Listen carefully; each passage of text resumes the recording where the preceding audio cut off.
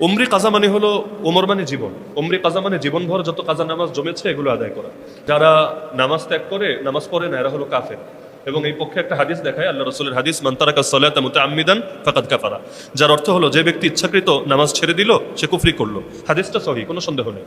কিন্তু এই ফতোয়া তো কেউ দেয় না যে 3 দিনের বেশি রাগ করে থাকলে, সম্পর্ক ছিন্ন করে থাকলে আসলেই সে কাফের হয়ে যাবে। বরং বোঝে কাজটা কুফরি কাজ বা কাফেরদের মতো কাজ করা উচিত না, কিন্তু কেউ যদি করে, কাজ ভালো করে নাই কিন্তু তাই বলে তার বেঈমান বলা যাবে না, কাফের বলা যাবে না, মুরতাদ বলা যাবে না। সে মুসলমান কিন্তু সে একটা পাপ করেছে এবং নবীজির নির্দেশ লঙ্ঘন করেছে। বরঞ্চ তাদের এই কাজটা কাফেরদের মতো কাজ, ভয়ঙ্কর কবিরা গুনাহের কাজ, এমনকি এটাও তার জাহান্নামে যাওয়ার জন্য যথেষ্ট হতে পারে। কিন্তু সে যদি নামাজকে বিশ্বাস করে ফরজ হিসাবে, তাহলে তাকে কাফের বলা যায় না।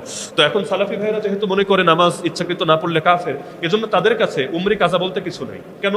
কারণ যে মনে করেন বিগত 10 বছর নামাজ পড়ে নেই, গত 10 বছর কাফেরই ছিল, এভাবে বললে তাকে কাজা থেকে হয়তো বাঁচাতে পারবেন, কিন্তু তার এই কয়দিনে যে বউয়ের সঙ্গে মেলামেশা করেছে, বাচ্চা কাচ্চা যে হয়েছে, আরো বহুত কিছু যে হয়েছে, এগুলোর কি করবেন? কাফেরের দিনে যা করেছে, যদি এমন হয় বউ নামাজি স্বামী বেনামাজি, তাহলে মেলামেশাও তো এতদিন জিনা হয়েছে, বাচ্চা কাচ্চা হলে বাচ্চা কাচ্চাও তো যার সন্তান হয়েছে। তাহলে নামাজ থেকে বাঁচাতে গিয়ে তার যে পরিবারই শেষ করে দিলেন, তাকে যে আরো হুমকির মুখে ফেলে দিলেন, এটাও তো খেয়াল রাখতে হবে। এখন বলবেন মনে তো নাই কোন দিনেরটা কবে কাজা হয়েছে না হয়েছে। সহজ জবাব, যখনই নামাজ পড়বেন নিয়াত করবেন যে আমার জিম্মায় যেই কয়েকটা বাকি আছে এর মধ্যে আমি প্রথমটা আদায় করছি।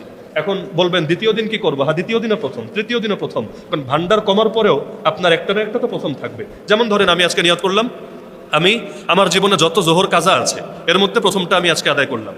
আবার পরের দিন নিয়াত করলাম যতগুলো কাজা আছে প্রথমটা আদায় করলাম। সমস্যা নাই, এটা যেই তারিখেরই হোক, যেই মাসেরই হোক, আমার ধীরে ধীরে কমতে থাকবে ইনশাআল্লাহ। এজন্য যাদের জিম্মাদারিতে কাজা নামাজ আছে, আমি বলবো নফল পড়ার চাইতে আপনাদের কাজা আদায় করা বেশি উত্তম। এজন্য যাদের জিম্মাদারিতে কাজা আছে আপনারা নফলের চাইতেও কি করবেন? কাজা পড়বেন। ডেইলি একটু একটু কমানোর চেষ্টা করেন, 5 ওয়াক্ত, 10 ওয়াক্ত, 20 ওয়াক্ত, যখন যতটুকু টাইম পান। আর নামাজ ফরজ হয় মৌলিকভাবে যখন মানুষ বালেগ হয়, প্রাপ্তবয়স্ক হয়। প্রাপ্তবয়স্ক মানুষ সবাই এক বয়সে হয় না। কোনো ছেলে 12 বছরেও হতে পারে, কেউ 13 বছরেও হতে পারে। মেয়েদের ক্ষেত্রে একই কথা। কারো যদি বালেগ হওয়ার কোনো আলামত প্রকাশিত না হয়, ছেলে হোক বা মেয়ে, মেয়েদের যেমন মাসিক হওয়া, ছেলেদের যেমন স্বপ্নদোষ হওয়া, অথবা আরো যা কিছু আলামত আছে, কিছুই হয় নাই, তার কোনো আলামতই নাই, তাহলে সর্বশেষ সীমা হলো 15 বছর।